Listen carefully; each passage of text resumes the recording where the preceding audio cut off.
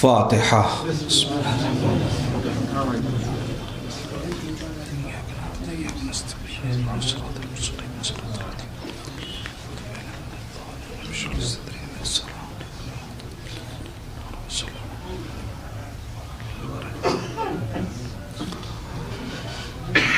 لا حول ولا قوة الا باللہ العلی العظیم.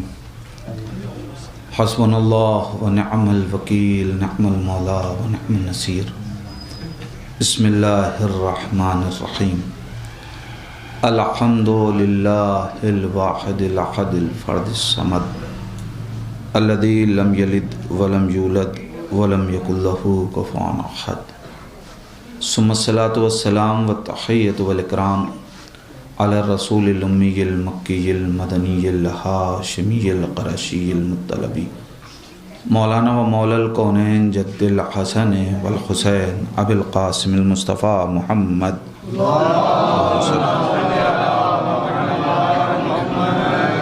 ولعنت اللہ علی اعدائہم اجمعین من الآن الی قیام یوم الدین و بعد یوم الدین. اللہم لعن قاتلی فاطمۃ الزہراء سلام اللہ علیہا. اللہم لعن قتلۃ الحسین واولادہ واصحابہ اجمعین. اما بعد فقد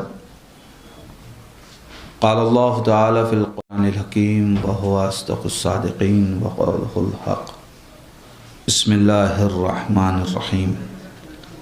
یا ایہا الذین آمنوا ان تنصروا اللہ ینصرکم ویثبت اقدامکم. صلوات پڑھیں محمد علیہ.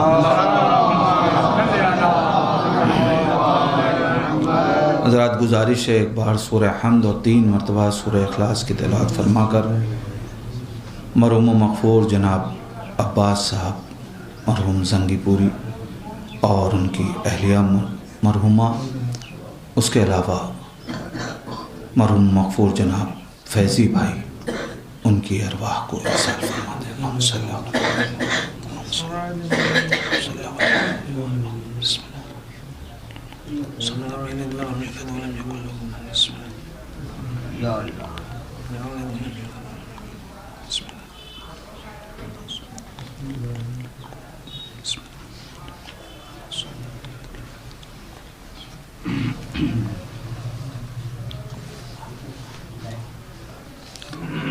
مرحومین کی ترویح روح اور اپنے اپنے مرحومین کے حصال ثواب کے لیے مل جل کے صلوات پڑھیں.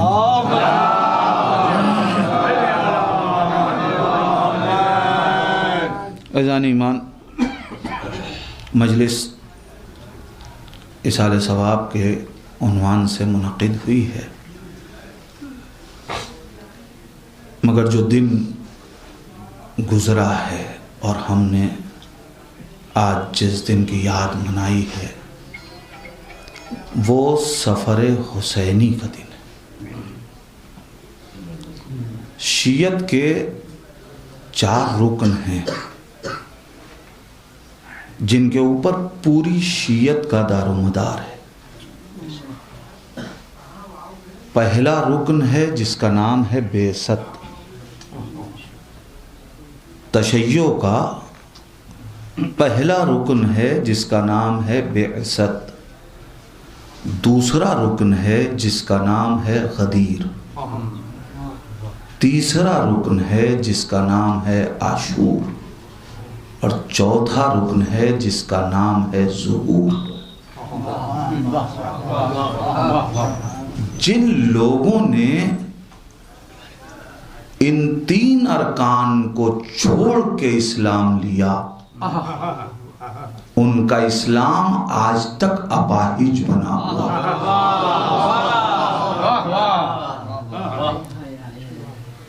جن لوگوں نے بعثت کو اختیار کیا مگر غدیر نہ سمجھ سکے، وہ لوگ آج تک جنہوں نے بعثت تو مانی ہے لیکن غدیر کو نہیں مانا، وہ لوگ ہیں جو آج تک پیغمبر کی عظمتوں کو سمجھ نہیں سکے. اس لیے کہ اگر انہوں نے سمجھ لیا ہوتا تو ان کا بنایا ہوا ذہنی پیغمبر آج تک جاہل نہ ہوتا۔ عزیزان ایمان، کردار پیغمبر میں جو نقص دکھاتے ہیں، جن کے یہاں کردار پیغمبر میں نقائص بیان کیے جاتے ہیں، وہ وہی لوگ ہیں جن کا اسلام مکمل نہیں ہو سکا۔ مگر جنہوں نے بعثت کے ساتھ غدیر کو مانا، نہیں جملہ آپ کے حوالے کروں، جن لوگوں نے بعثت غدیر کو چھوڑ کے مانا، انہوں نے جس کو چاہا امام مان لیا۔ جن کے یہاں بعثت بغیر غدیر کے تھی، ان کے یہاں جیسا بھی حد یہ ہے کہ اگر کسی نے زبردستی بھی حکومت پہ قبضہ کر لیا تو وہ اولی الامر کہلایا۔ حکومت کا تختہ حاصل کرنا معیار رہا، ان کے یہاں معیار تخت حکومت رہا۔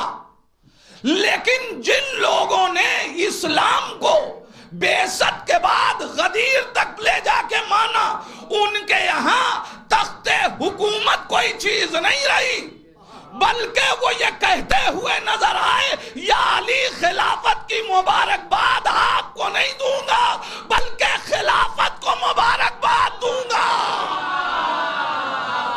ایک صلوات پڑھے محمد و آل محمد۔ وہاں حکومت معیار نہیں بنی۔ اچھا، جن لوگوں نے غدیر کو مانا لیکن عاشور تک نہیں آ سکے، ان کے یہاں اسلام باقی نہیں رہ سکا۔ اسی لیے جب تصور غدیر کا ختم ہو گیا تو جا کے امامتیں ٹھہر گئیں، پھر ہر ایرا غیرہ وہاں بھی امام بننے لگا۔ مگر جنہوں نے کربلا سے اپنے شعور کو بیدار کر لیا اور وہ ظہور کے منتظر رہے، انہوں نے کسی ایرے غیرے کو امام نہیں مانا۔ میں نے صرف آپ کے سامنے ایک ربط تھا جسے آپ کے سامنے رکھا ہے، جو اصل منزل ہے جس پہ مجھے گفتگو کرنی ہے۔ انسان پہچانے یہ عاشور ہے کیا؟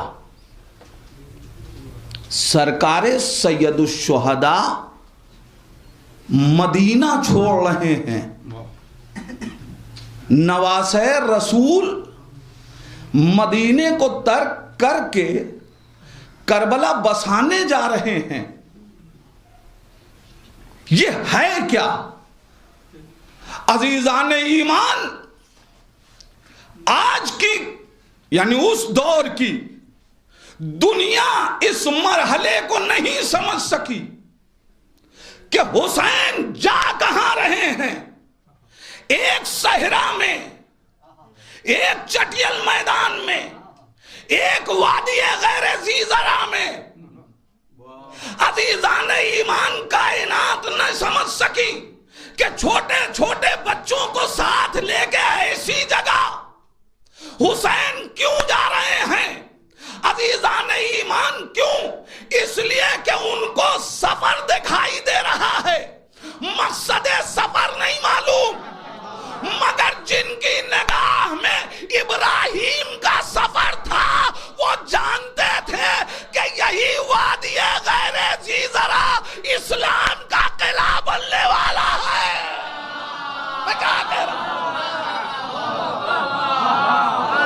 جہاں ساری کائنات متحیر ہے کہ حسین سب کچھ چھوڑ کے، ورنہ یہ بڑے بڑے صحابہ کرام امام حسین علیہ السلام کو مشورہ کیوں دے رہے ہیں؟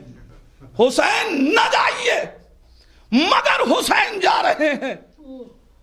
لوگ ساتھ نہیں آ رہے ہیں مگر حسین جا رہے ہیں، اس لیے کہ حسین جانتے ہیں کائنات کے بلبوتے پہ انسان خدائی کام نہیں کرتا، کائنات کی بیساکھیوں پہ خدائی کام نہیں ہوتا، بلکہ نصرت خدا کے ساتھ اصل میں خدائی کام ہوتا ہے۔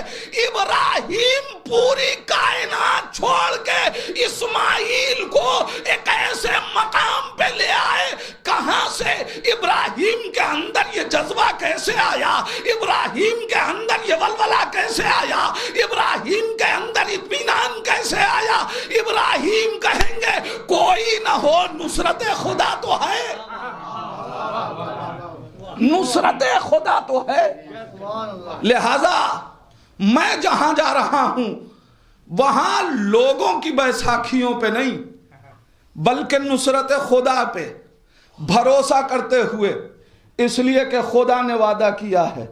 بسم اللہ الرحمن الرحیم، یا ایھا الذین آمنوا، اے وہ لوگ کہ جو ایمان لائے، ان تنصر اللہ، اگر تم اللہ کی مدد کرو گے تو اللہ تمہاری مدد کرے گا، برابر کا وعدہ ہے۔ تم مدد کرو گے اللہ کی تو تمہاری مدد ہوگی۔ اس کا مطلب تم اللہ کی مدد کر کے اللہ کو تم مضبوط نہیں بناؤ گے، لیکن اگر اپنی مضبوطی چاہتے ہو تو خدا کی مدد کرو۔ ان تنصر اللہ ینصرکم ویثبت اقدامکم، اور پھر اتنا سے بات قدم عطا ہوگا کہ بھوکے رہو گے لیکن پاؤں میں استقلال کے کوئی لغزش پیدا نہیں ہوگی۔ بھوکا رکھا جائے، پیاسا رکھا جائے، تلواریں نہیں عزیزان ایمان۔ کمال استقلال یہ ہوگا کہ بھیجا جائے گا میدان میں تلوار رکھوا کے، مگر اس کے باوجود اس لیے کہ انہیں معلوم ہے کہ ابھی ظاہری اسلحہ ساتھ نہ ہو مگر نصرت خدا ساتھ ہے، مرحلہ نصرت کا ہے۔ ان تنصر اللہ ینصرکم، اگر تم اللہ کی مدد کرو گے تو اللہ تمہاری مدد کرے گا۔ وَيُثَبِّتْ أَقْدَامَكُمْ، عجیب مرحلہ ہے عزیزان ایمان۔ مطالبہ کس چیز کا ہے؟ ان تنصر اللہ، اگر تم اللہ کی مدد کرو، یعنی خدا ناصر بنانا چاہتا ہے، خدا ناصر بنانا چاہتا ہے۔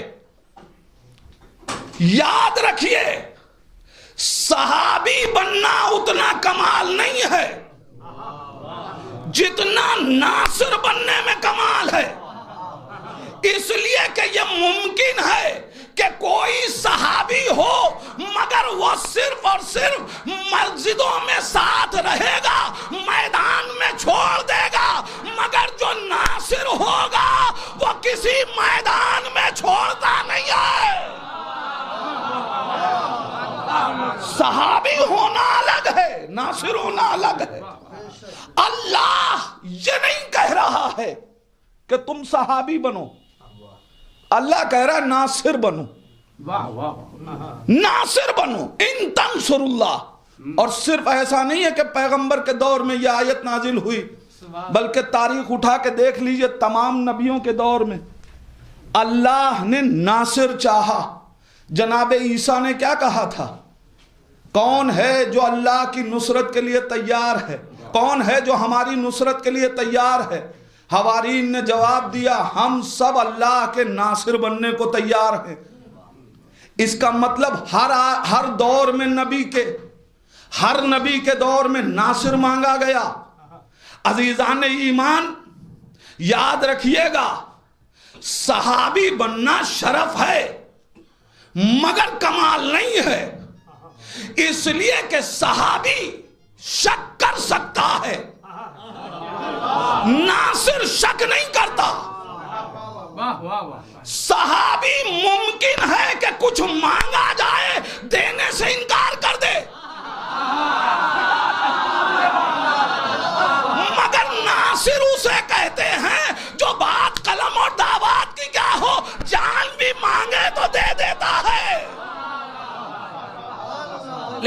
ناصر چاہیے، ناصر چاہیے. ان تنصر اللہ ینصرکم، اگر تم ناصر بنو اور کم سے کم کوئی اور اس موضوع پہ سنے اور پڑھے اور سمجھے یا نہ سمجھے، اس قوم کو تو سننا بھی چاہیے اور پڑھنا بھی چاہیے. کیوں؟ اس لیے کہ ہم سب ایک حسین کے منتظر ہیں.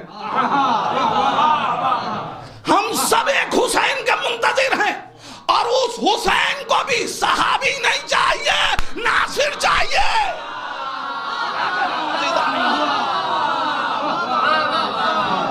اسے صحابی نہیں چاہیے، ناصر چاہیے. ان تنصر اللہ ینصرکم، اگر تم اللہ کی نصرت کرو گے. عزیزان ایمان، یہ صحابیت اور نصرت، ان دونوں میں عجب امتیاز پایا گیا. صحابی بننے کے لیے عمر کے اعتبار سے بالغ ہونا ضروری ہے. میں کیا کہہ رہا ہوں بھائی؟ سب نے تحریر کیا ہے کہ وہ بالغ ہو، عاقل ہو، نبی کے ساتھ رہا ہو.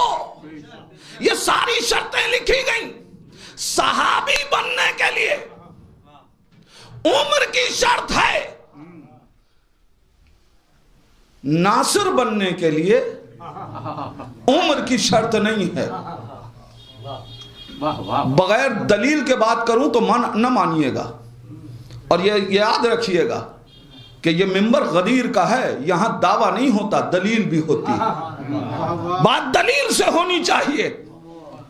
پڑھیے تاریخ. ایک بہت بڑے صحابی کا بیٹا ہے، پیغمبر ایک جنگ میں جانا چاہتے ہیں، ایک میدان میں جانا چاہتے ہیں. آنے کے بعد پیغمبر اسلام کے ساتھ اس محاذ پہ رکنا چاہتا ہے جہاں نبی ہیں. اس محاذ پہ قیام کرنا چاہتا ہے، اس خیمے میں رہنا چاہتا ہے جہاں نبی ہیں. تاریخ کہتی ہے پیغمبر اسلام نے اس سے کہا کہ تم چونکہ عمر کم ہے لہذا میرے ساتھ اس محاذ پہ نہیں رہ سکتے. عجیب منزل ہے عزیزان ایمان. انسان ذرا غور تو کرے. آج جس نے سفر کیا اس نے یہی تو کہا تھا وَأُسِيرَ بِسِيرَةِ جَدِّي، میں اپنے نانا کی سیرت پہ عمل کروں گا. جب سیرت رسول پہ عمل تھا تو پھر حسین کے لشکر میں بھی کوئی نابالغ نہیں ہونا چاہیے تھا. میں کیا کہہ رہا ہوں عزیزان ایمان؟ عجیب منزل ہے. وہاں نبی نے چونکہ مرحلہ محاذ کے اوپر ہے لہذا کہا جنگ پہ جانے کے لیے ضروری یہ ہے کہ بالغ ہو. عجیب منزل ہے. حسین کربلا میں یہ کیسے کہوں کہ لے کے آ رہے ہیں، اس لیے کہ حسین لاہی نہیں ہے، وہ تو خود آیا ہے. بڑی عجیب منزل ہے شعور جناب علی اصغر کی. وہ کربلا لائے نہیں گئے، وہ کربلا آئے ہیں.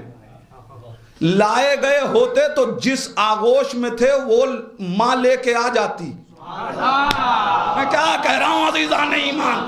مگر شاید اسی لیے انتظار کیا کہ جب تک حجت خدا میرے کان میں نہ کہہ دے اے علی اصغر تمہارے بغیر محضر شہادت نامکمل ہے، اس وقت تک باپ کی گود میں نہیں جاؤں گا تاکہ کوئی یہ نہ کہے میں لایا گیا ہوں بلکہ میں آیا ہوں.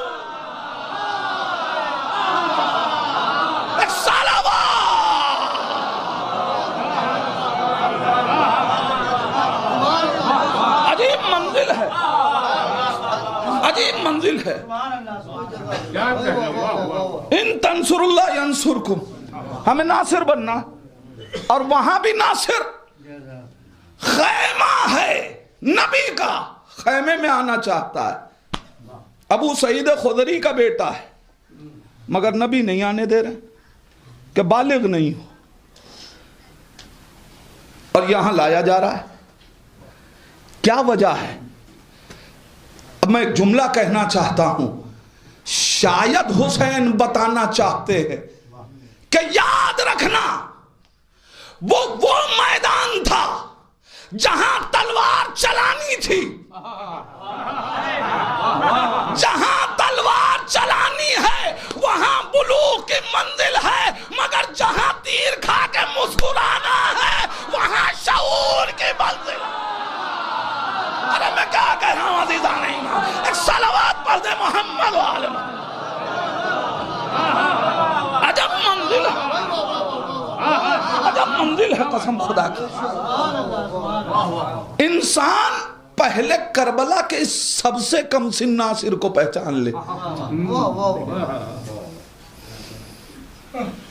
آپ دیکھیں پھر مرحلہ ناصر کا ہے، ناصر کے لیے عمر کی شرط نہیں ہے، صحابی کے لیے عمر کی شرط ہے۔ املا بدل کے نہ پڑھیے گا، عمر کی شرط ہے۔ ایک صلوات پڑھیں محمد عالم۔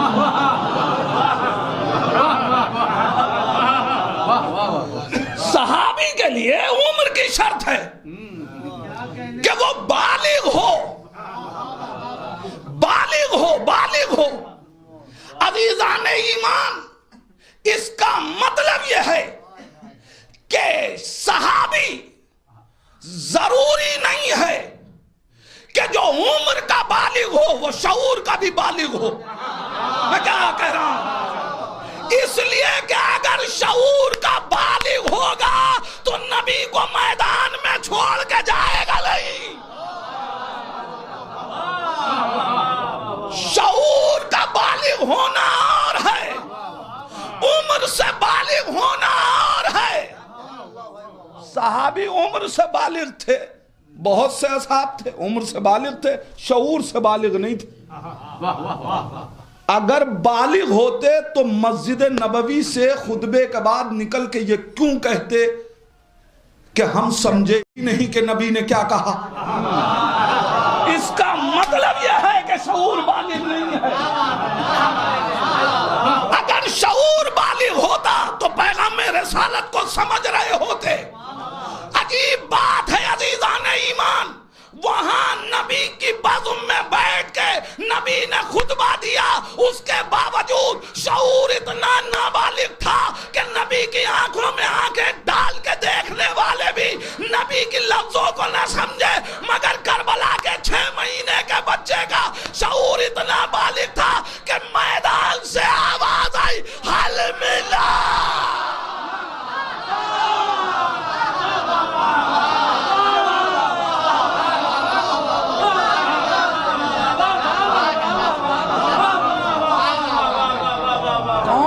سمجھے گا شعور علی اصغر کو؟ کون سمجھے شعور علی اصغر کو؟ عجیب مرحلہ ہے، انسان محسوس نہیں کر سکتا کس منزل کمال پہ ہے ناصر۔ صحابی میں اور ناصر میں فرق ہے۔ صحابی کے لیے بالغ ہونا شرط ہے، ناصر کے لیے عمر سے بالغ نہیں شعور سے بالغ ہونا شرط ہے۔ عزیزان ایمان دلیل چاہیے، آئیے پڑھیے تاریخ، پیغمبر اسلام کیا کہہ رہے ہیں؟ آج جو میری رسالت کی گواہی دے گا وہ میرا بھائی ہوگا، ناصر ہوگا۔ عزیزان ایمان، اگر آپ باشعور تھے تو اس دن کھڑے ہو جاتے، آپ کا کھڑا نہ ہونا اس بات کی دلیل ہے کہ عمر سے تو بالغ ہے مگر شعور نابالغ۔ عجیب مرحلہ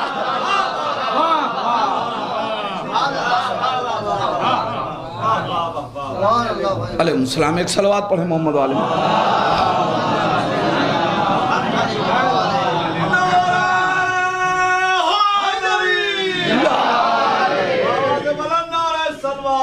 اللہم صلی علی محمد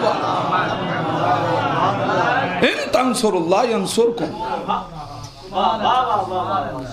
کیا ہے شعور؟ ایک ناصر کا شعور کیا ہے؟ انسان پہچانے جو ناصر ہوگا. صحابی بننے کے لیے صنف کی شرط نہیں ہے. عورت بھی صحابیات کی فہرست میں آ سکتی ہے. عورت ہے لیکن آپ دیکھیں، اور پھر ایک فرق یاد رکھیے گا، مگر سپاہی عورت نہیں بن سکتی. صحابیات کی فہرست میں آئے گی مگر سپاہی عورت نہیں بن سکتی. مگر عورت ناصرہ بن سکتی. اب یہ تین لفظیں ہیں. صحابیات کی فہرست میں خواتین آئیں گی مگر ان کے لیے بھی شرط یہی ہے کہ وہ بالغ ہوں، تبھی صحابیات کی فہرست میں آئیں گی. مگر یہ عورت بالغ بھی ہو تب بھی سپاہی نہیں بن سکتی. اب مجھے نہیں معلوم کہ نبی نے میدان جنگ عورت پہ کیوں حرام رکھا. مجھے جو کہنا تھا میں نے کہہ دیا. نبی نے نہ جانے کیوں سپاہیوں کی فہرست میں عورتوں کو نہیں رکھا. میاں جب عورت سپاہی نہیں بن سکتی تو سپہ سالار لشکر کیسے صلوات پڑھ دے محمد والے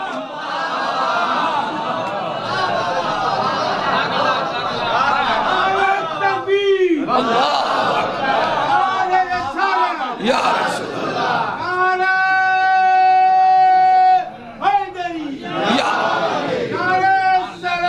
اللہم صلی علی محمد وعلی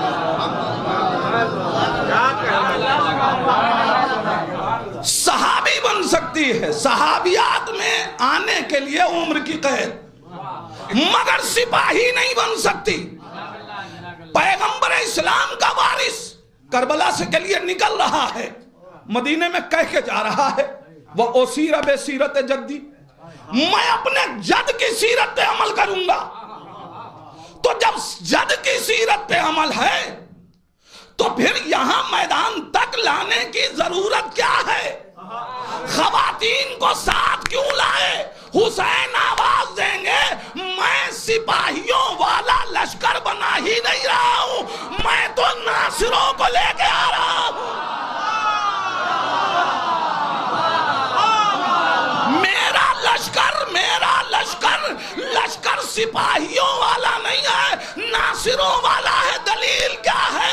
دلیل یہ ہے اگر میرا لشکر سپاہیوں والا ہوتا تو میں بھی تلوار پہ سان رکھوا رہا ہوتا، میں بھی نیزوں کو تیز کروا رہا ہوتا، میں بھی تیر کی طرح صحیح کر رہا ہوتا. مگر آؤ شب عاشور دیکھو، دو خیمے ہیں، ایک جگہ اسلحے تیز ہو رہے ہیں، ایک جگہ نصرت کے لیے تیاری. صلوات پر محمد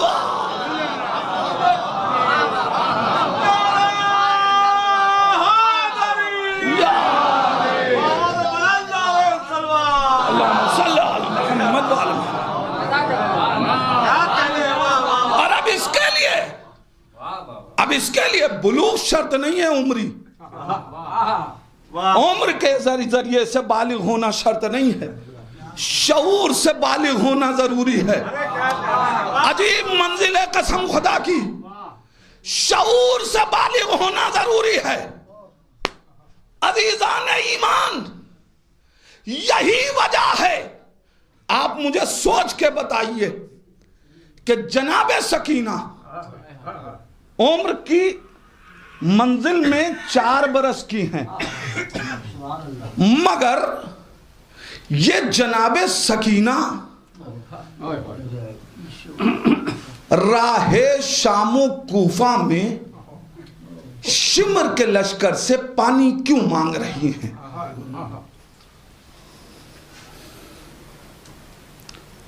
ایک عام بچی کو بتائیے، ذہن میں لیجئے، جس کو کسی نے تماچا مارا ہو، گھڑکا ہو، یہ بتائیے اسے دیکھ کے وہ بچی قریب آئے گی یا دور؟ اور یہاں سکینہ اسی شخص کو دیکھ کے اپنی پھوپھی سے پوچھ رہی ہیں پانی مانگ لوں؟ کوئی تو وجہ ہے، کوئی تو مرحلہ ہے جس سے سکینہ کو دور جانا چاہیے تھا۔ سکینہ اسی سے پانی کا مطالبہ۔ اچھا، سکینہ کو کیا کربلا کے حالات کا علم نہیں ہے؟ جو بچی یہ دیکھ چکی ہو کہ اس کے 6 مہینے کے بچے کو اس لشکر نے پانی نہیں دیا، وہ بچی پانی کیوں مانگ رہی ہے؟ کربلا درس ہے، درس سمجھا جاتا ہے، تاریخ پڑھی جاتی ہے۔ اور میں اکثر بیشتر کہا کرتا ہوں، یاد رکھیے کربلا حادثہ نہیں ہے، کربلا واقعہ ہے۔ حادثوں کو، برے حادثوں کو بھلایا جاتا ہے۔ اگر کربلا حادثہ ہوتا تو بھلانے کی کوشش کی جاتی۔ یہ 1400 برس سے یاد کرانے کی کوشش بتا رہی ہے، حادثہ نہیں ہے، واقعہ ہے۔ اور جب واقعہ ہے تو کوئی درس ہے اس کے اندر۔ کیوں مانگ رہی ہیں پانی؟ جہاں تک میں اس سلسلے میں سوچ سکا اور اس نتیجے تک پہنچا کہ جناب سکینہ نے پانی اسی لیے مانگا تھا کہ زینب کی ذمہ داری تھی کہ حسین کی شہادت پہ پردہ نہ پڑ سکے، سکینہ کی ذمہ داری تھی علی اصغر کی شہادت پہ پردہ نہ پڑ سکے۔ سکینہ کی ذمہ داری تھی کہ شہادت علی اصغر پہ پردہ نہ پڑ سکے۔ جناب سکینہ نے بھرے دربا بازار میں پانی مانگا اور وہاں پانی پھینکا گیا، سکینہ کو نہیں دیا گیا۔ یہ بات تاریخ نے لکھ دی۔ سکینہ کا کام مکمل ہو گیا۔ سکینہ بتانا چاہتی ہیں، یاد رکھنا، اب کوئی قلم یہ نہ لکھے کہ اچانک تیر آ گیا۔ یہ کیسے ممکن ہے کہ 6 مہینے کے بچے کو پانی نہ دیا جائے؟ میں پورے بازار میں پانی نہیں مانگ رہی ہوں، شہادت علی اصغر کا ثبوت۔ صلوات پڑھ دے محمد۔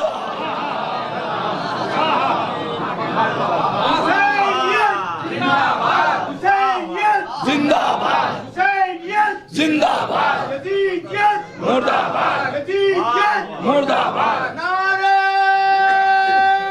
حیدری، نعرہ صلوات، اللہم صلی علی محمد وعلی محمد۔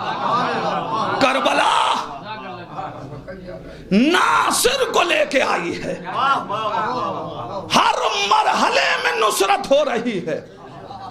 عزیزان ایمان، یاد رکھیے گا، کربلا کے اعمال کی بات کیا کروں، کوئی لفظ بھی کربلا میں ایسا استعمال نہیں کیا گیا جس میں کوئی نہ کوئی ہدایت کا عنصر نہ رہا ہو۔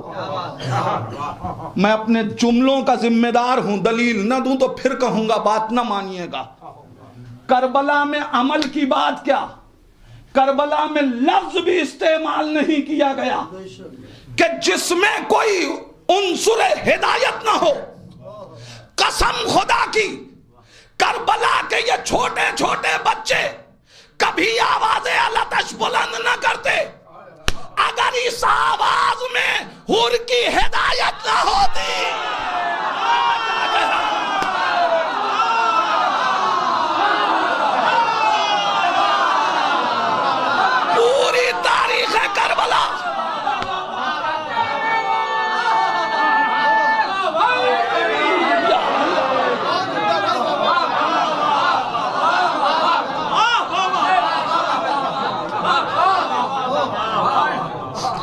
پوری تاریخ کربلا کائنات پڑھ کے بتائے، جس وقت حور کے بھائی اور بچوں نے پوچھا کہ آپ کا یہ عالم کیا دیکھ رہا ہوں، حور نے کیا ان کی ہدایت کے لیے انہیں آیت سنائی، حدیث سنائی، نبی کا عمل سنایا؟ نہیں، بلکہ ہاتھ پکڑ کے لائے، انہی آوازوں کو سنا کے بتایا، ان کے دل نے تبدیل ہو کے بتایا کربلا کا کوئی لفظ بھی بغیر ہدایت کے نہیں۔ عجیب منزل قسم خدا کا، حسین ناصر لا رہے ہیں۔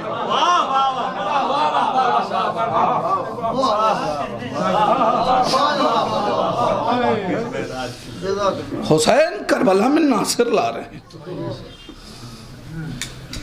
منزل نصرت سمجھے انسان۔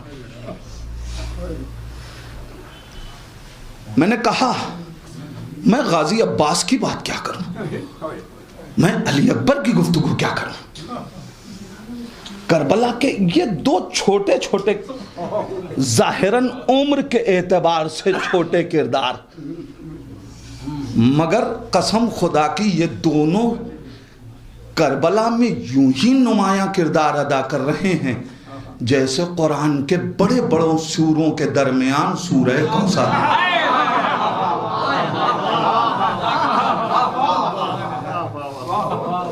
کبھی میں نے کوئی ایک شعر کہا تھا جناب سکینہ کے لیے کہ 4 برسوں میں وہ اسلام کی خدمت کی ہے، 4 برسوں میں وہ اسلام کی خدمت کی ہے، نوح کی عمر نے تجھ پہ بڑی حیرت کی ہے۔ انسان سوچ نہیں سکتا کردار سکینہ کیا، کردار علی اصغر کیا۔ منزل شعور سمجھیں، منزل شعور دیکھیں۔ علی اصغر گئے نہیں ہیں اس لیے کہ ناصر بے شعور نہیں ہوتا، ناصر کبھی بے شعور ہو ہی نہیں سکتا، ورنہ وہ ناصر ہی نہیں ہوگا۔ ناصر لالچی نہیں ہوتا اس لیے کہ شعور رکھتا ہے، ناصر دنیاوی چیزوں کی لالچ تو چھوڑ دیجئے، جنت کی بھی لالچ نہیں رکھتا۔ اور یہ ساری تاریخ کربلا سے ثابت ہے، ناصر لالچی نہیں ہوتا۔ دلیل چاہیے، حسین مظلوم نے کیا کہا؟ چلے جاؤ، کوئی نہیں گیا۔ اچھا اس لیے نہیں گئے ہوں گے کہ چلے جائیں گے تو جنت؟ حسین نے کیا کہا؟ میں تمہاری جنتوں کا ضامن ہوں، میں تمہاری جنت کا ضامن ہوں۔ اچھا یہ وعدہ کون کر رہا ہے؟ کوئی ایسا مسلمان جس کو اپنی جنت کی خبر نہ ہو؟ وعدہ وہ کر رہا ہے جو سردار جوانان اہل جنت ہے۔ اچھا کوئی ایسا ہے وعدہ کرنے والا جو اپنے وعدے کو توڑ دیتا ہے؟ خبردار، وعدے طفلی نبھانے آیا ہے۔ جو اپنے وعدوں کا اتنا پاسدار ہو، وہ حسین کہہ رہے تمہاری جنتوں کا ضامن میں۔ مولا آپ تو جانتے تھے کہ یہ ناصر ہیں، ان کے لیے جنت کچھ نہیں ہے، تو پھر آپ نے یہ بات کی کیوں؟ حسین آواز دیں گے، کل اگر کوئی ناصر بننا چاہے تو کوئی معیار تو ہو۔ میں کربلا کے ناصروں کے کردار سے تمہیں بتانا چاہتا ہوں، یاد رکھنا صحابی لالچی ہو سکتا ہے، ناصر لالچی نہیں ہوتا۔ پھر میں کہوں گا ہو سکتا ہے کہ کوئی کہے مولانا جوش خطابت میں کہہ گئے، آئیے دلیل دوں، صحابی لالچی ہو سکتا ہے، ناصر نہیں ہو سکتا۔ دلیل چاہیے؟ جب تک خیمے پہ آ کے آواز دے رہا تھا کہ آؤ، تمہارا عقیدہ تو یہ ہے کہ مارو گے تو غازی کہلاؤ گے، مر جاؤ گے تو شہید ہو جاؤ گے، غازی بنو یا شہید، جنت تو ملتی،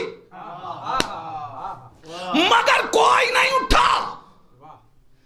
کسی کو کچھ دے کے جنت لینا نہیں ہے۔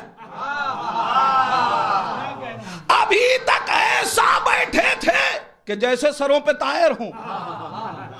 قرآن کہہ رہا ہے کوئی اٹھ کے جانے کو تیار نہ تھا، مگر جو ناصر تھا جب وہ اٹھ کے جانے کو تیار ہوا تو رسول اسلام نے سارے صحابیوں کے چہرے سے نقاب پلٹی کہ دیکھو یہ کتنے لالچی ہیں۔ نبی نے کہا آج جو علی کی کامیابی کی خبر لائے گا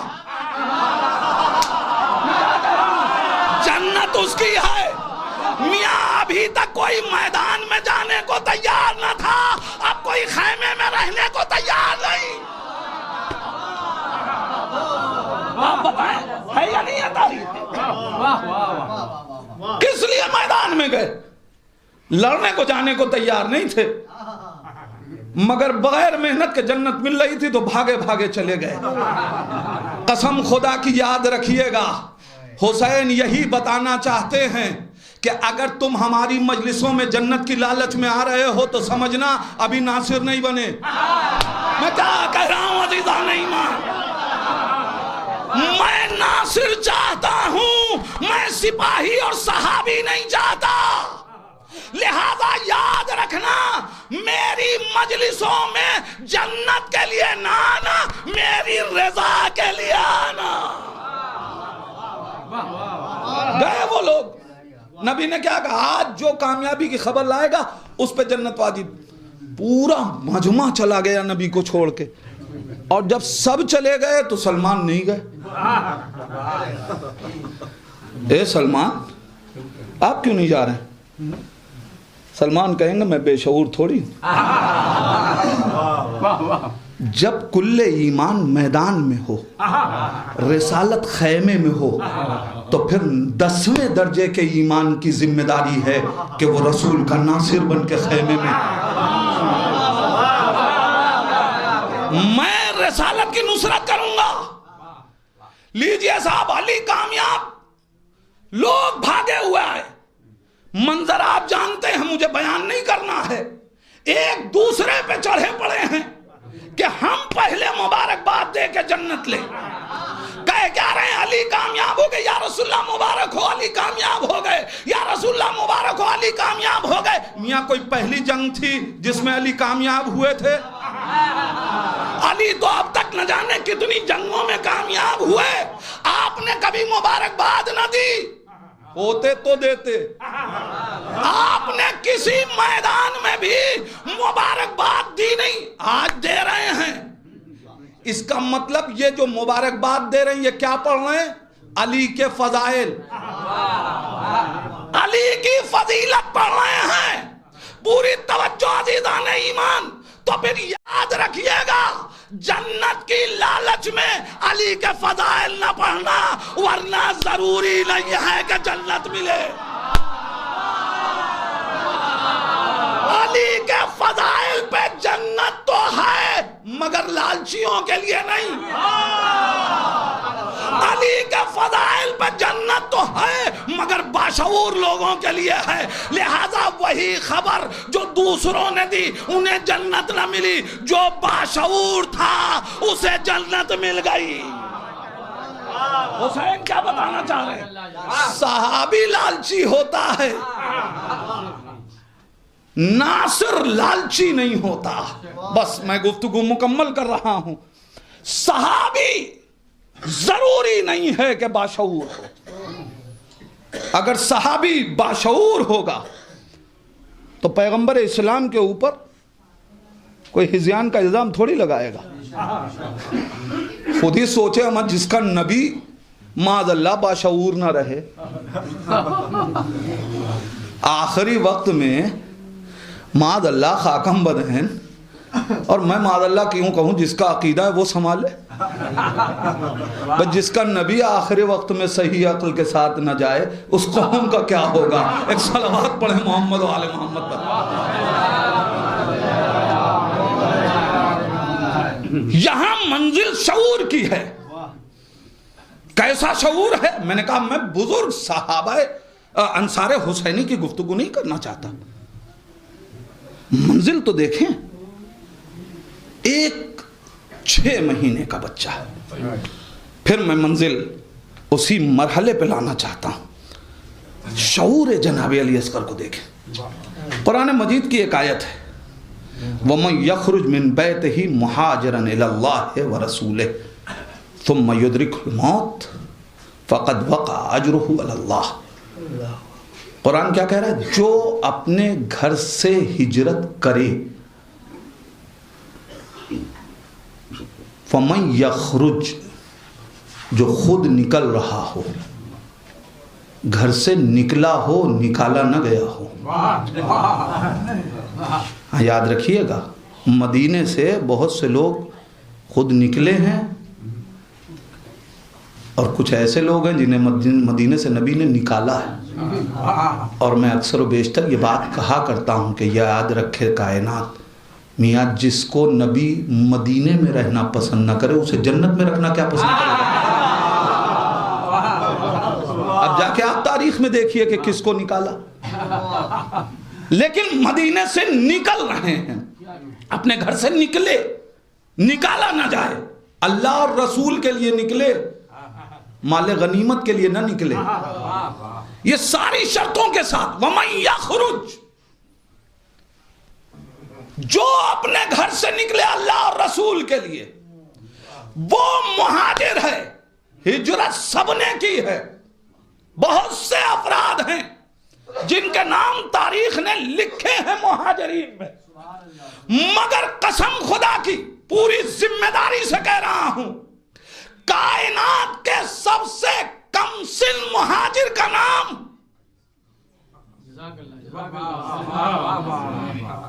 آپ بتائیں؟ علی اصغر۔ کہا آپ نے ہے، مگر اگر ممبر سے میں کہوں اور کوئی دوسرا سنے تو دلیل مانگے گا، اور وہ ہم سے کہے گا حضور آپ کو تعبیر والا بچہ یاد ہے، خواب والا بچہ یاد نہیں ہے؟ ہجرت تو جناب اسماعیل نے بھی کی، وہ بھی چند دن کے تھے جب جناب ابراہیم انہیں لے کے گئے، بات مکمل ہو گئی۔ قرآن کیا کہہ رہا ہے؟ وَمَنْ يَخْرُجْ، جو خود نکلے، لے جائے یا نہ جائے۔ جناب اسماعیل اور جناب علی اصغر کی ہجرت میں فرق یہی ہے کہ جناب اسماعیل اپنی مرضی سے گئے نہیں تھے، مگر علی اصغر اپنی مرضی سے گئے، وہاں لے جایا گیا ہے۔ نہیں، ایک منزل طے کرنا چاہتا ہوں، وہاں لے جایا گیا۔ علی اصغر خود گئے، میں شروع میں عرض کر چکا کہ جب امام حسین نے کہا تب گود میں آئے ہیں، تو اپنا ارادہ شامل ہے، خود گئے ہیں۔ مقتل تک جناب اسماعیل اپنی مرضی سے گئے ہیں، اور جناب علی اصغر اپنی مرضی سے گئے ہیں، مگر یہاں بھی عجیب امتیاز ہے خواب اور تعبیر میں، اس لیے کہ وہاں اگر بغیر بتائے لے جاتے جناب اسماعیل کو، جناب ابراہیم، تو کہا یہ جاتا کہ لے کے چلے گئے، لیکن بتا کے لے کے گئے، کہاں لے جا رہے ہیں؟ اب سمجھ میں آیا یہاں سے کہ اب تک جتنے محاذ سجائے گئے کسی کو شہادت کی خبر نہیں دی گئی، مگر حسین کربلا بنانے کے لیے جگہ جگہ شہادت کی خبر دے رہے ہیں۔ حسین بتانا چاہتے ہیں میاں جب خواب چھپا کے نہیں کیا گیا تو کربلا تو تعبیر کا نام ہے۔ لہذا باخبر رکھا، لے کے گئے جناب اسماعیل کو، جانتے ہیں کہ کہاں لے جا رہے ہیں، مگر تاریخ پڑھیے جناب اسماعیل کی، جب باپ بیٹے کو قربان گاہ میں لٹا چکا تو پھر بیٹے نے باپ کو ایک مشورہ دیا، بابا آنکھوں پہ پٹی باندھ لیجئے، آنکھوں پہ پٹی باندھ لیجئے۔ کیوں؟ جناب اسماعیل اور جناب ابراہیم ان کی قربانی میں کوئی کمی رہ جاتی؟ نہیں، کوئی سوچ نہیں سکتا۔ پھر کیوں کہہ رہے ہیں؟ آواز دیں گے، فطرت کا تقاضا ہے۔ میرے بابا نے جب مجھ سے کہا تو میں نے کہا کہ ستجدنی انشاءاللہ من الصابرین، آپ ہم کو صبر کرنے والوں میں پائیں گے۔ لیکن بابا فطرت کا تقاضا ہے، میں گردن کٹوانے پہ تو صابر ہوں، مگر جب چھری چلے تو یہ فطرت کا تقاضا ہے کہ زخم لگنے پہ انسان تڑپتا ہے، اور یہ بھی فطرت کا تقاضا ہے کہ باپ بیٹے کو تڑپتا ہوا دیکھ نہیں سکتا۔ لہذا میں اپنے بابا کو مشورہ دے رہا ہوں کہ آپ اپنی آنکھوں پہ پٹی باندھ لیجئے، تاکہ جب میں فطرت کے اعتبار سے تڑپنے لگوں تو آپ دیکھ کے تڑپے نہیں۔ میرے جوان بھائیوں، جناب اسماعیل نے مقتل میں بھی ایک درس دیا کہ کبھی کوئی کام ایسا نہ کرنا جو باپ کی تڑپ کا سبب بن جائے۔ اور اب تاریخ کہتی ہے کہ چھری چلی، ہاتھ پہ خون محسوس ہوا، تڑپنے والی شاید تڑپی، مگر اسماعیل بچ گئے۔ عزیزان ایمان، جہاں اسماعیل کو بچنا تھا وہاں آنکھوں پہ پٹی بنوا دی گئی۔ میں دستے ادب جوڑ کے کہوں گا، ایک کربلا کے فخر اسماعیل، یہ جتنے شہید ہیں مجھے تاریخ پڑھ کے بتائیے کہ کسی شہید نے امام حسین سے یہ کہا ہو کہ آنکھوں پہ پٹی باندھ لیجئے۔ میں جس منزل تک آپ کو لے جانا چاہتا ہوں، کسی نے کہا ہو کہ آنکھوں پہ پٹی باندھ لیجئے؟ کسی نے نہیں کہا۔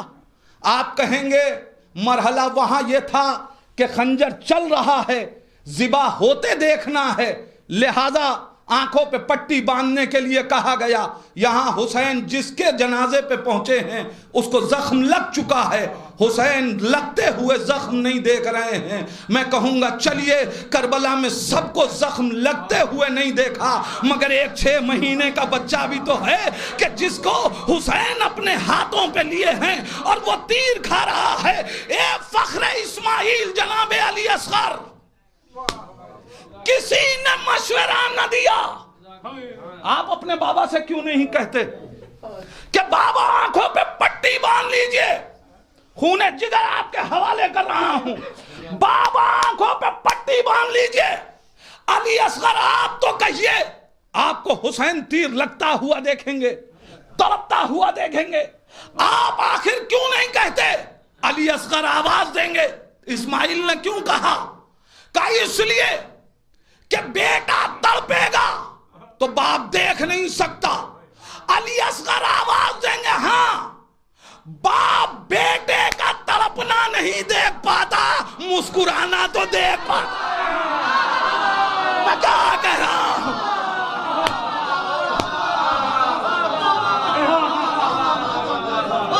باپ اپنے بیٹے کی تڑپ نہیں دیکھ سکتا۔ میں کیوں کہوں؟ اس لیے کہ مجھے تو مسکرانا تھا۔ علی اصغر آواز دیں گے، سنو کربلا میں میں آئینہ ہوں تمام شہداء کا، تمہیں کیا معلوم کہ اکبر کو برچھی لگی تو اکبر مسکرائے کہ نہیں، عباس کے بازو کٹے عباس مسکرائے کہ نہیں، قاسم کا لاشا پامال ہوا وہ مسکرائے کہ نہیں، اس لیے کہ کائنات کا مقتل ان کے لبوں کو دیکھ نہیں رہا تھا، میں 72 شہداء کا چہرہ بنا، میں 72 شہداء کا چہرہ بن کے آیا۔ میں مسکراؤں گا، میرا بابا مجھے مسکراتا ہوا دیکھے گا۔ میں اپنے بابا سے کیوں کہوں آنکھوں پہ پٹی باندھ، میرا بابا مجھے مسکراتا ہوا دیکھے گا، لہذا میں اپنے بابا سے نہیں کہہ رہا ہوں کہ آنکھوں پہ پٹی باندھ دیجیے۔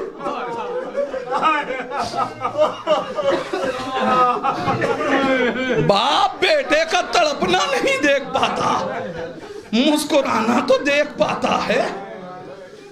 اب سمجھ میں آیا عزادارو؟ مگر سوال ابھی اپنی جگہ باقی ایک رہ گیا کہ آخر کیا وجہ ہے علی اصغر مسکرائے کیوں، جناب اسماعیل تڑپے کیوں؟ بات صرف اتنی ہے کہ اسماعیل ستجدنی انشاءاللہ من الصابرین کی منزل میں تھے۔ صبر کے منزل میں ظلم برداشت کیا جا سکتا ہے مگر تڑپ ہوگی، لیکن جو شکر کی منزل میں آ جائے پھر وہ مسکراتا ہے۔ یہی وجہ ہے کہ مقتل کہہ رہا ہے جب حسین کوئی لاشا اٹھاتے تھے ارے چہرہ کھل جاتا تھا، حسین آواز دے رہے تھے اے پروردگار جزاک خدا آپ کو کسی غم میں نہ رلائے سوائے غم اہل بیت۔ بس عزادارو، حسین کربلا بنا رہے ہیں، ناصروں کو اکٹھا کیا ہے، مگر حسین کے لیے کتنا سخت مرحلہ ہے، کتنا سخت مرحلہ ہے۔ اب بات آ گئی ہے تو اسی ننھے مجاہد کے لیے دو جملے عرض کر دوں عزادارو۔ کون محسوس کر سکتا ہے قربانی علی اصغر کو؟ آپ جانتے ہیں جناب علی اصغر کے لیے حسین نے کتنے اہتمام کیے۔ یہ جو ایک شب کی مہلت ہے نا، یہ ہور کو ہور بنانے کے لیے نہیں ہے۔ الرضی الزامی جد امجد مولانا وسیع محمد صاحب قبلہ تابہ سرا نے عجیب بات لکھی۔ وہ لکھتے ہیں کہ حسین نے شاید ایک رات کی مہلت اس لیے مانگی تھی کہ جب اللہ کی راہ میں قربانی دی جائے تو خدا نے قربانی کو 6 مہینے سے کم کی قربانی کو قبول نہیں کیا۔ چونکہ علی اصغر کی عمر میں 1 دن کی کمی تھی، لہذا حسین چاہتے ہیں اے علی اصغر، ارے کل تم کو مزار شہادت میں تمہارا نام بھی ہوگا، لہذا جو حسین ارے اشقیاء سے پانی نہیں مانگ رہا ہے وہ بھی کہہ رہا ہے عباس جاؤ 1 رات کی مہلت لے کے آؤ۔ جزاک اللہ عزادارو۔ ناصر ہے، ناصر کیسا باشعور ناصر ہے۔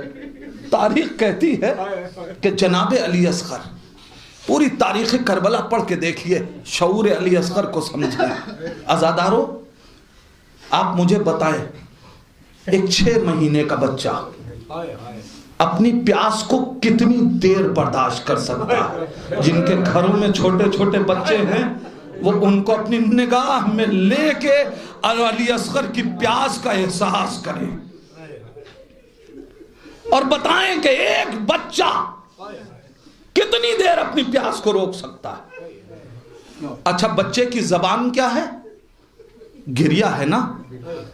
مجھے پوری تاریخ بتا دیجئے، کربلا میں 7 محرم سے لے کے عصر عاشور تک کوئی تاریخ بتائیے علی اصغر کسی وقت روئے ہو؟ ایک لمحے کے لیے بھی تاریخ نہیں لکھتی کہ علی اصغر روئے ہوں۔ ہاں 10ویں محرم کی نقاہت کا عالم علی اصغر کے یہ تاریخ نے لکھا ہے کہ رباب بار بار جھولے کے پاس جاتی تھی، نبض ٹٹول کے دیکھتی تھی میرا بچہ زندہ ہے یا نہیں ہے۔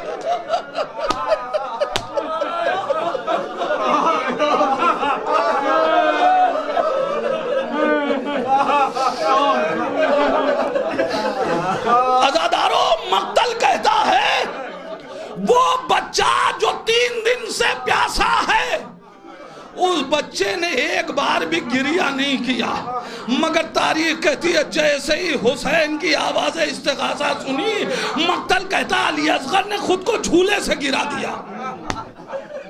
مصائب ہے، آپ سن کے گریہ کر کے گزر جاتے ہیں۔ میں تحلیل کرنے کا عادی ہوں، تجزیے کا عادی ہوں۔ مقتل نے کیا لکھا ہے؟ علی اصغر جھولے سے گرے۔ نقاہت کا عالم کیا لکھا ہے کہ ماں بار بار دیکھ رہی تھی میرا بچہ زندہ ہے یا نہیں۔ جس بچے میں اتنی طاقت بھی نہ تھی کہ وہ جھولے میں کروٹ بدل سکے، جیسے ہی حسین نے کہا نہیں آزادارو احساس کیجئے گا، مقتل کیا کہہ رہا ہے؟ جھولے سے گرے۔ علی اصغر بستر سے نہیں گرے، اس لیے کہ بستر میں دیوار نہیں ہوتی مگر جھولے میں دیوار ہوتی ہے۔ اللہ اللہ، جو بچہ ارے کروٹ بھی بدل نہیں سکتا تھا، جیسے ہی حسین نے آواز دی حل من ناصر ینصرنا، اپنی پوری طاقت کو اکٹھا کیا، علی اصغر جھولے سے گرے۔ جھولے سے گر کے بچہ رونے لگا۔ جی چاہتا ہے دستے ادب جوڑ کے کہوں مولا کہ آپ جھولے سے گرنے کی وجہ سے رو رہے ہیں،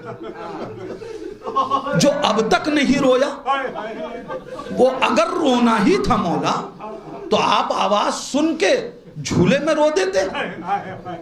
علی اصغر آواز دیں گے تمہیں نہیں معلوم میرا بابا اتنی بڑی فوج کے درمیان جنگ کر رہا ہے جہاں تیر تلوار تاشے باجے ساری چیزیں ہیں، ان تمام آوازوں میں میری آواز میرے بابا تک کیسے پہنچتی؟ لہٰذا میں نے ایک ہی نصرت کی ترکیب نکالی، میں جھولے سے گر کے رویا۔ اب جو میں رویا پھوپھی بھی روئی، ماں بھی روئی، بہن بھی روئی، اب جو سب کی آوازیں گریہ بلند ہوئی، حسین تک آواز گئی، حسین خیمے میں آئے، اے زینب ابھی حسین زندہ ہے۔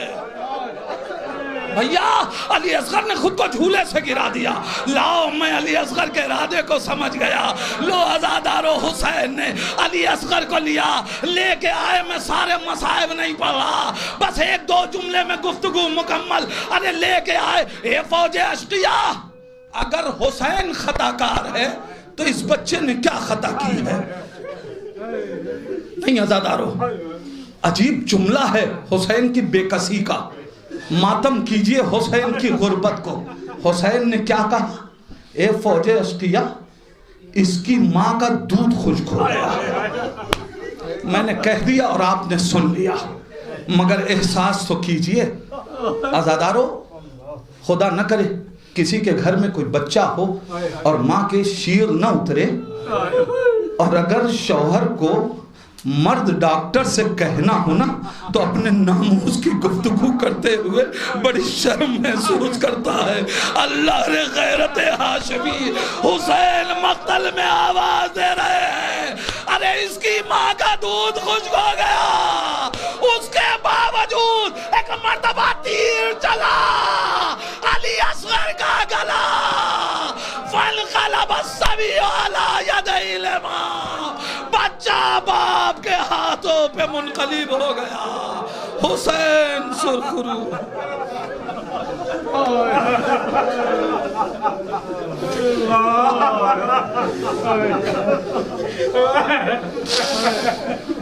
انا للہ و انا الیہ راجعون، رضا بقضائہ و تسلیما لامرہ۔ باراللہ تجھے واسطہ ہے محمد و آل محمد کا ان آوازوں پہ اپنی رحمت نازل فرما۔ اے میرے پروردگار، باب الہوائے جناب علی اصغر کا تذکرہ ہوا ہے، یہ آنکھیں نمناک ہوئی ہیں، میرے اللہ ان آنکھوں کو اس وقت تک بند نہ کرنا جب تک یہ کربلا معلیٰ کی زیارت نہ کر لیں۔ اے میرے پروردگار، تجھے واسطہ ہے محمد و آل محمد کا، یہ ہاتھ غم حسین میں ماتم کرتے ہیں، میرے اللہ غازی کا علم اٹھاتے ہیں، ان ہاتھوں کو اس وقت تک کفن میں نہ جانے دینا جب تک یہ عباس کے روزے کی جالی کو اپنے ہاتھوں سے نہ تھام لے۔ اے میرے پروردگار، سفر حسینی کا آغاز ہو چکا ہے، ہم سب کو مقصد کربلا کو سمجھنے اور اس پہ عمل کرنے کی توفیق عطا فرما۔ میرے اللہ جن مرحومین کے کے ایصال ثواب کی مجلس ہے، انہیں جوار معصومین میں جگہ عنایت فرما، پسماندگان کو صبر جمیل عطا فرما۔ اے میرے پروردگار، جن کے والدین اس دنیا میں سلامت ہیں انہیں صحت و سلامتی اور طول عمر عطا فرما، جن کے والدین اس دنیا سے چلے گئے ہیں پروردگار انہیں جوار اہل بیت میں جگہ عنایت فرما۔ پروردگار ہم سب کو اہل بیت کے لیے عزت کا سبب قرار دینا، ذلت و رسوائی کا سبب قرار نہ دینا۔ اے میرے پروردگار، تجھے واسطہ ہے محمد و آل محمد کا، علماء کرام آیات اعظام کا سایہ ہمارے سروں پہ سلامت رکھ۔ پروردگار دعاؤں میں دعا ہے، وارث اہل بیت امام زمانہ کے ظہور میں تعجیل فرما، اند ظہور اتنی توفیق دے کہ ہم اپنے امام کو پہچان سکیں، اسی امام کا واسطہ ہم کو ان کے اعوان و انصار میں شمار فرما۔ ربنا تقبل منا انک انت السمیع الدعاء۔ آپ حضرات سے پھر گزارش ہے ایک بار اور سورہ حمد و 3 مرتبہ سورہ اخلاص کی تلاوت فرما کر ان مرحومین کی ارواح کو ایصال فرما دینا۔ بسم اللہ الرحمن الرحیم۔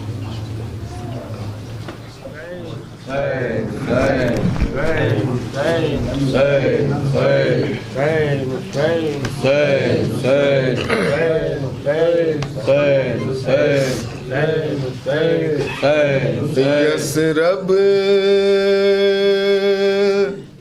سے جب سواری شاہ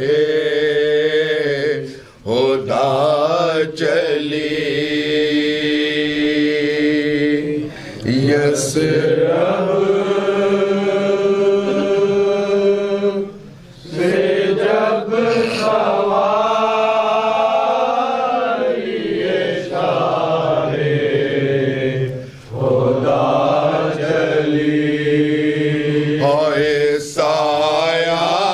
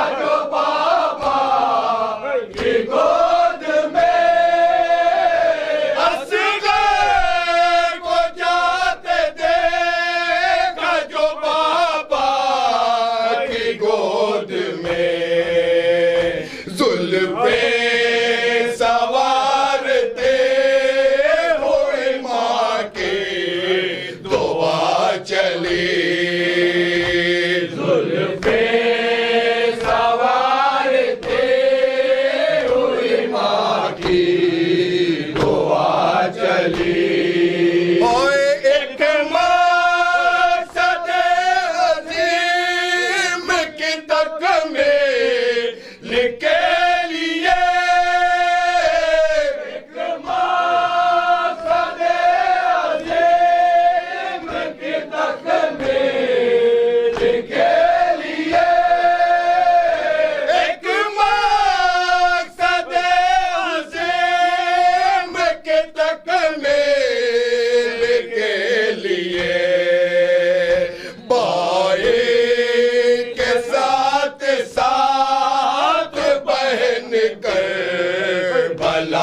چلی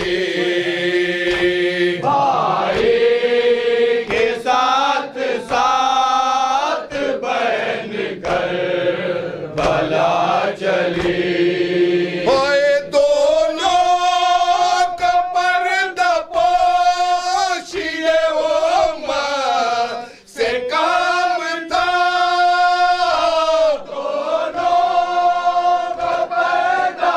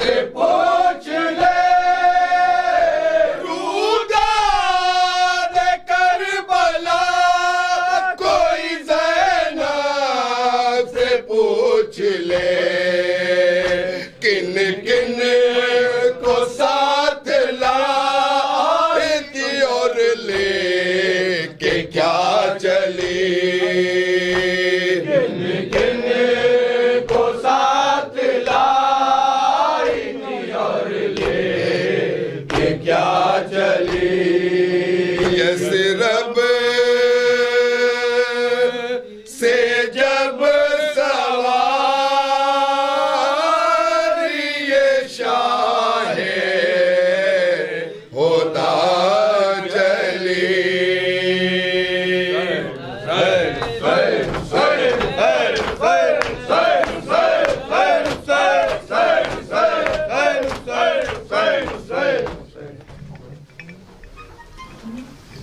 السلام علیکم یا ابا عبداللہ، السلام علیکم یا ابن رسول اللہ، السلام علیکم ولی جدک و ابیک، السلام علیکم ولی امک و اخیک، السلام علیکم جمیعا شہداء کربلا خصوصا سیدی و مولائی ابو الفضل العباس ابن امیر المومنین قاسم الحسن و الرشید الرحی و حبیب ابن مظاہر، السلام علیکم ورحمۃ اللہ وبرکاتہ.